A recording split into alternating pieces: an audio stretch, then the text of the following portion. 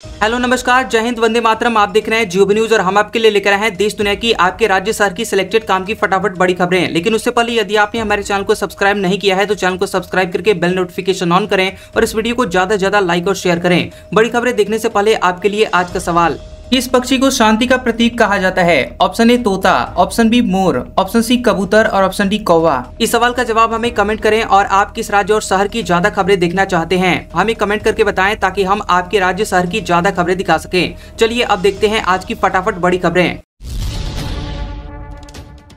तमिलनाडु विधानसभा में हिंदी पर बैन वाला बिल नहीं आया। हिंदी फिल्म, गाने और होर्डिंग्स बोर्ड पर रोक की तैयारी। 14 अक्टूबर को इमरजेंसी मीटिंग बुलाई गई थी। तमिलनाडु सरकार के विधानसभा में राज्य में हिंदी भाषा के इस्तेमाल पर बैन वाला बिल पेश करने की बात कही जा रही थी, लेकिन ऐसा हुआ नहीं। मीडिया रिपोर्ट्स के मुताबिक सरकार पूरे तमिलनाडु में हिंदी के होर्डिंग बोर्ड, फिल्मों और गानों पर बैन लगाना चाहती है। सरकार ने इस बिल पर चर्चा के लिए मंगलवार की रात को कानूनी विशेषज्ञों के साथ एक इमरजेंसी मीटिंग बुलाई थी। इसके बाद बिल आने की अटकलें तेज हो गई थी। तमिलनाडु सर्व विधानसभा का विशेष सत्र 14 अक्टूबर से शुरू हुआ है और ये 17 अक्टूबर को खत्म होगा। इसमें अनुपूरक बजट अनुमान भी पेश किए जाने की उम्मीद है। तमिलनाडु की स्थानीय सरकार और केंद्र के बीच लंबे समय से राज्य में हिंदी भाषा के इस्तेमाल को लेकर तकरार चल रही है। इस साल मार्च में सीएम स्टालिन ने स्टेट बजट 2025-26 के सिंबल से रुपए का सिंबल आर हटा करके तमिलनाडु का अक्षर तमिल भाषा में रुपए को दर्शाने वाले रुबाई का पहला अक्षर लगा दिया था। दिल्ली एनसीआर में ग्रीन पटाखे बेचने फोड़ने की इजाजत, 18 से 21 अक्टूबर तक परमिशन। सीजेआई बोले, पर्यावरण से समझौता नहीं, बैलेंस अप्रोच अपनानी होगी। सुप्रीम कोर्ट ने दिल्ली एनसीआर में ग्रीन पटाखे बेचने और फोड़ने की इजाजत दी है। हालांकि ये परमिशन 18 से 21 अक्टूबर तक के लिए है। इस दौरान लोग सुबह 6 बजे से 7 बजे तक और रात में 8 बजे से 10 बजे तक यानी कि कुल 3 घंटे ही ग्रीन पटाखे फोड़ पाएंगे। Chief justice of India CJI BR Gavai और जस्टिस के विनोद चंद्रन के बेंच ने आदेश देते हुए कहा कि हम कुछ शर्तों के साथ ग्रीन पटाखे जलाने की इजाजत दे रहे हैं। सीजेआई गवई ने कहा कि हमें बैलेंस अप्रोच अपनानी होगी, लेकिन पर्यावरण के साथ समझौता नहीं करेंगे।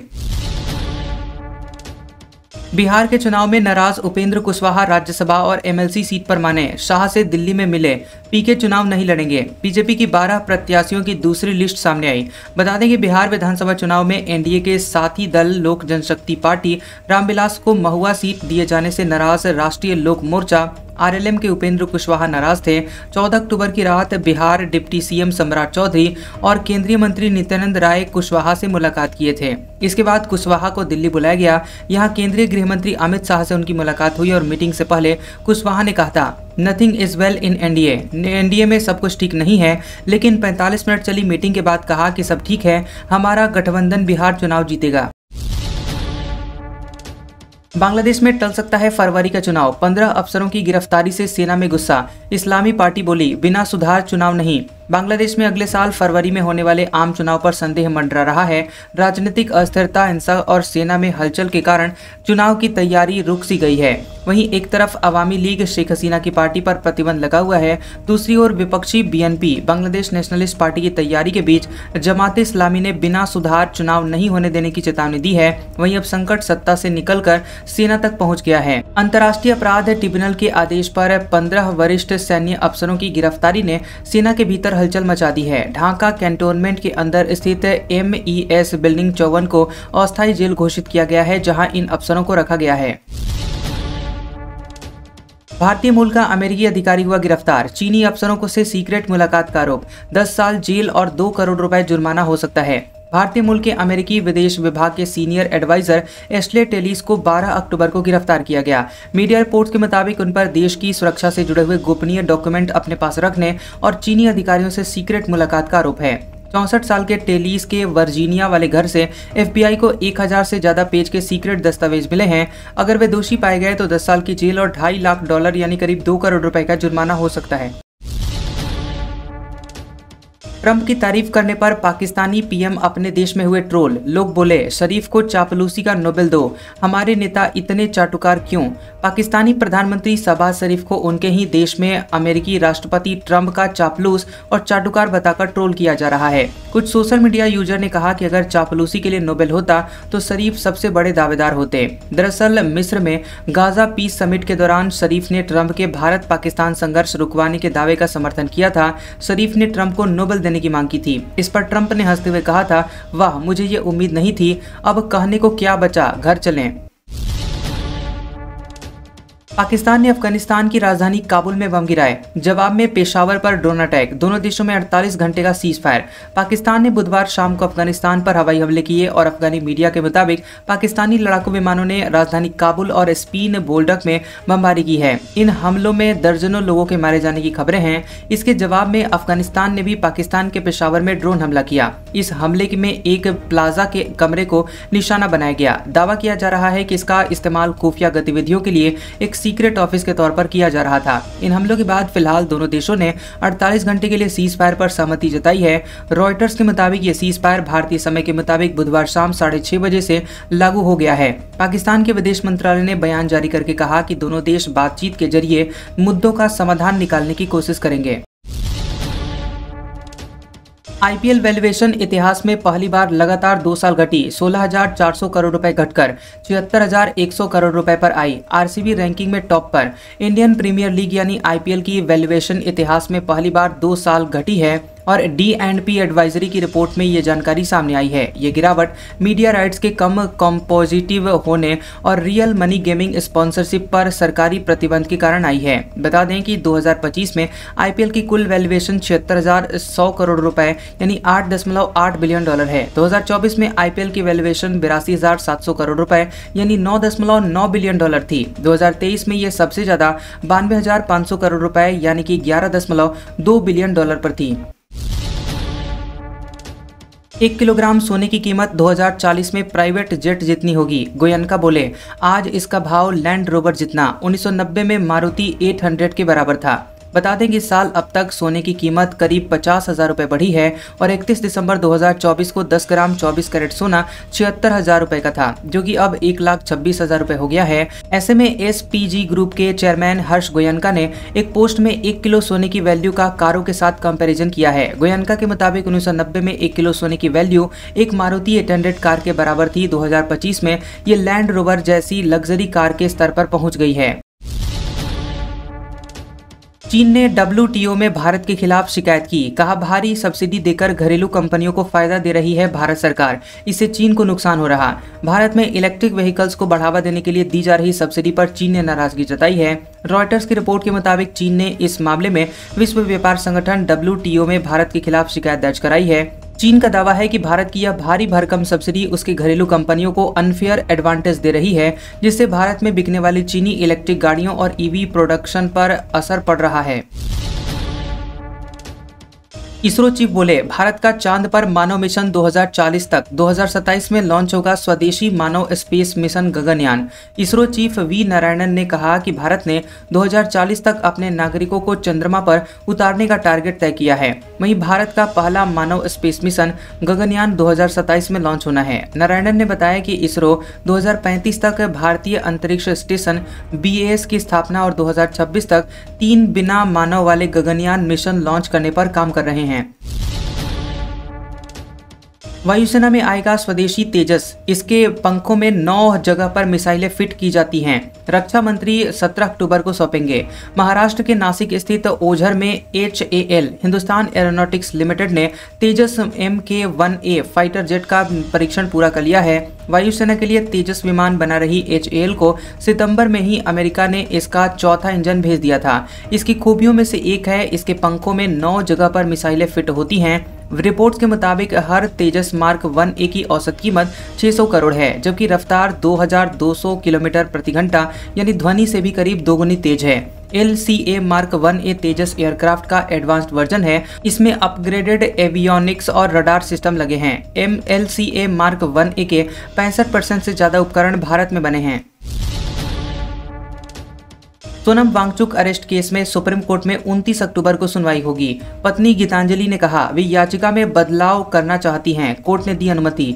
सुप्रीम कोर्ट में लद्दाख के एनवायरमेंट एक्टिविस्ट सोनम वांगचुक की रिहाई की मांग वाली याचिका पर सुनवाई हुई और वांगचुक की पत्नी गीतांजलि अंगमो के वकील कपिल सिब्बल ने कोर्ट से कहा कि वे याचिका में कुछ बदलाव करना चाहते हैं। इस पर कोर्ट ने अनुमति दे दी और मामले की सुनवाई अब 29 अक्टूबर तक टाल दी गई है।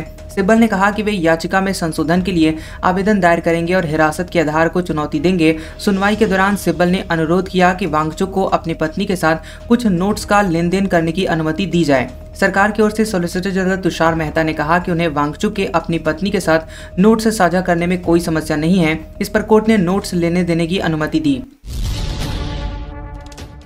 बिहार चुनाव में जेडीयू की पहली लिस्ट आई सामने। 57 कैंडिडेट्स के नाम। नीतीश ने चिराग की 5 सीटों पर उतारे उम्मीदवार, 4 विधायकों के टिकट काटे। बिहार में विधानसभा चुनाव के लिए जेडीयू ने अपने 57 कैंडिडेट्स की पहली लिस्ट जारी की है। इस लिस्ट में जेडीयू ने 3 बाहुबलियों को टिकट दिया है। मोकामा से अनंत सिंह, एकमा से धूमल सिंह, कुचाय एकोट से अमरेंद्र पांडे को उतारा गया है। लिस्ट में एक भी मुस्लिम नाम नहीं है। 10 अनुसूचित जातियों के कैंडिडेट्स को उतारा गया है। लिस्ट में 6 मंत्री भी हैं। 4 महिलाओं को भी टिकट मिला है। वहीं जदयू की पहली लिस्ट में 18 विधायकों को रिपीट किया गया है। 4 विधायकों का टिकट कटा है और 2020 में सबसे कम 12 वोटों से चुनाव जीते कृष्ण मुरारी शरण उर्फ प्रेम मुखिया को फिर से हिलसा से टिकट दिया गया है। जुबिन गर्ग मौत केस में 5वां आरोपी न्यायिक हिरासत में। कोर्ट बोला, जहां कैदी कम हो वहां रखना। पुलिस ने 2 महीने पहले खुली जेल में भेजा। सिंगर जुबिन गर्ग मौत मामले में गिरफ्तार किए गए 5 लोगों को पुलिस रिमांड खत्म होने के बाद न्यायिक हिरासत में भेज दिया है। कोर्ट ने जुबिन के चचेरे भाई संदीपन, श्याम कानू महंत, सिद्धार्थ शर्मा और पीएसओ नंदेश्वर बोरा और प्रवीण वैश्य की सुरक्षा को लेकर चिंता जाहिर करते हुए यह भी आदेश दिया है कि उन्हें ऐसी जेल में भेजा जाए जहां कम कैदी हों। इसके बाद अधिकारियों ने कामरूप के मुख्य न्यायिक मजिस्ट्रेट के आदेश पर सभी 5 आरोपियों को मुसलपुर की बक्सा जेल में भेजने का फैसला दिया है, जिसका उद्घाटन 2 महीने पहले हुआ है और यहां अभी भी कोई कैदी नहीं है। एआईएडीएमके सांसद बोले, स्टालिन वोट के लिए फ्री वाइफ बांट देंगे। डीएमके मंत्री बोली, मुफ्त चीजों से महिला की तुलना अपमान, ये इंसान कहने के लायक भी नहीं है। तमिलनाडु में विपक्षी पार्टी एआईएडीएमके के नेता और राज्यसभा सांसद सीवी षणमुगम की एक विवादित टिप्पणी के चलते काफी आलोचना हो रही है। दरअसल पार्टी की एक बूथ कमेटी मीटिंग में बोलते हुए षणमुगम ने कहा कि स्टालिन सरकार का फ्री चीजें बांटने का इतिहास रहा है। चुनाव नजदीक आ रहे हैं तो Stalin laptop, mini bus, mixie grinder के अलावा अब शायद फ्री वाइफ भी बांट सकते हैं। इस टिप्पणी की सत्ताधारी डीएमके ने कड़ी निंदा की है। पार्टी ने षणमुगम पर महिलाओं को अश्लील के रूप में दिखाने का आरोप लगाया। तमिलनाडु की समाज कल्याण मंत्री पी गीता जीवन ने इस टिप्पणी को कड़ी निंदा करते हुए कहा कि षणमुगम ने महिलाओं की तुलना मुफ्त चीजों से करके उनका अपमान किया है। वे इंसान कहने के लायक भी नहीं हैं। दिल्ली में छात्रा का आरोप, यूनिवर्सिटी कैंपस में दबोचा, टी शर्ट फाड़ी, पैंट उतारने की कोशिश, जबरदस्ती अबॉर्शन पिल खिलाई, एफआईआर दर्ज, 4 आरोपी फरार। दिल्ली में साउथ एशियन यूनिवर्सिटी एसएयू की एक 18 साल की छात्रा के साथ जबरदस्ती करने की घटना सामने आई है। यह हादसा 12 अक्टूबर की देर रात को हुआ था। पीड़ित ने शिकायत में बताया है कि 4 आरोपियों ने यूनिवर्सिटी कैंपस में मुझे दबोच लिया और टी शर्ट फाड़ दी। आरोपियों ने पैंट उतारने की भी कोशिश की। पीड़ित ने जब खुद का बचाव किया तो आरोपी ने उसकी जांघ पर पैर रख दिया, फिर आंखों में उंगली डाल दी। एक आरोपी ने जबरदस्ती मुंह खोला और अबॉर्शन पिल खिला दी। हालांकि दवाई खिलाने की वजह सामने नहीं आई है। वहीं पुलिस ने बताया कि पीड़ित बीटेक फर्स्ट ईयर की स्टूडेंट है। वह 13 अक्टूबर की सुबह परिसर में घायल अवस्था में मिली थी और पीड़ित ने एफआईआर दर्ज कराई है और 4 आरोपी फरार हैं। जैसलमेर बस अग्निकांड के बाद 2 अफसर हुए सस्पेंड। नॉन एसी रजिस्टर्ड हुई थी बस, एसी में मॉडिफाइड करवाई, मौत का आंकड़ा बढ़ा। राजस्थान में स्लीपर बस अग्निकांड में सरकार ने एक्शन लिया है। हादसे का शिकार हुई बस की बॉडी को चित्तौड़गढ़ में परिवहन विभाग ने अप्रूव किया था। बस बॉडी को अप्रूव करने वाले चित्तौड़गढ़ के कार्यवाहक डीटीओ सुरेंद्र और सिंह और सहायक प्रशासनिक अधिकारी चुन्नी लाल को सस्पेंड कर दिया गया है। हादसे के बाद जब प्रशासन ने बस से जुड़ी हुई जानकारी जुटाई तो खुलासा हुआ कि ये बस चित्तौड़गढ़ जिला परिवहन अधिकारी डीटीओ कार्यालय में पंजीकृत थी। जांच में यह भी सामने आया कि बस मालिक ने नियमों की अनदेखी करते हुए नॉन एसी को एसी बस में मॉडिफाइड करवा लिया था, जिसकी भनक परिवहन विभाग को भी नहीं लगी। एसीबी की ओर से भी मसले की जांच की जाएगी। विपक्ष बोला, महाराष्ट्र की वोटर लिस्ट में गड़बड़ी, एक वोटर का नाम कई बूथों पर। फडणवीस बोले, निकाय चुनाव में महायुति ही जीतेगी। महाराष्ट्र में वोट चोरी के मुद्दे को लेकर मनसे प्रमुख राज ठाकरे समेत महाविकास आघाड़ी एमवीए के नेताओं ने राज्य के मुख्य निर्वाचन अधिकारी से मुंबई में मुलाकात की। शिकायत में कहा कि राज्य के कई जिलों में एक वोटर का नाम कई बूथ और तहसील में दर्ज है। एनसीपी शरद गुट के नेता जितेंद्र आह्वान ने कहा कि एक घर में 4 वोटर रहते हैं, लेकिन 4 लिस्ट में 4 से ज्यादा के नाम हैं। कई जिलों से ऐसी ही शिकायतें आई हैं। उन्होंने कागज दिखाते हुए कहा कि लातूर, नांदेड़ समेत कई जिलों में ऐसी शिकायतें आई हैं। उन्होंने कहा कि हमने पूरी जानकारी चुनाव आयोग को दे दी है, अब उनके जवाब का इंतजार है। ये बोगस वोट ही महायुति एनडीए को जिताते हैं। महाराष्ट्र में एसआईआर का भी क्या फायदा, भाजपा अपने तरीके से हर सिस्टम सेट कर रही है। केंद्र बोला फांसी की जगह जहरीला इंजेक्शन नहीं दे सकते। सुप्रीम कोर्ट ने कहा फांसी पुराना तरीका, सरकार सोच नहीं बदल रही। सुप्रीम कोर्ट ने मौत की सजा के तरीके पर केंद्र के रुख पर नाराजगी जताई। सरकार ने उस सुझाव को मानने से इनकार कर दिया जिसमें कहा गया था कि मौत की सजा पाए कैदियों को फांसी की जगह घातक इंजेक्शन का विकल्प दिया जाए। दरअसल एक जनहित याचिका में पारंपरिक फांसी की सजा को बदलकर घातक इंजेक्शन या दोनों में से किसी एक को चुनने का अधिकार दिए जाने की मांग की थी। याचिकाकर्ता की ओर से पेश वकील ऋषि मल्होत्रा ने कहा कि कम से कम दोषी कैदी को ये विकल्प दिया जाए कि वह फांसी चाहता है या घातक इंजेक्शन। घातक इंजेक्शन तेज, मानवीय और सम्मानजनक है। फांसी क्रूर, अमानवीय और लंबे समय तक कष्ट देने वाली प्रक्रिया है। उन्होंने कोर्ट में बताया कि सेना में ऐसा विकल्प पहले से ही उपलब्ध है। हालांकि सरकार ने अपने जवाबी हलफनामे में कहा कि ऐसा विकल्प देना व्यवहारिक रूप से संभव नहीं है। आज का सुविचार, आपका मूल्य इससे तय नहीं होता कि आप क्या हैं, बल्कि इससे तय होता है कि आप खुद को क्या बनाने की क्षमता रखते हैं। कैसा लगा ये वीडियो हमें कमेंट सेक्शन में जरूर बताएं। वीडियो पसंद आया हो तो वीडियो को लाइक और शेयर करें और ऐसी इंटरेस्टिंग वीडियोस देखने के लिए हमारे चैनल जियोबी न्यूज को सब्सक्राइब करें और बेल आइकॉन को दबाएं। और हमारे ओल्ड और लेटेस्ट वीडियोस देखने के लिए हमारे प्लेलिस्ट और कम्युनिटी टैब को जरूर चेक करें। तो मिलते हैं अगले वीडियो में, तब तक के लिए आपका शुक्रिया।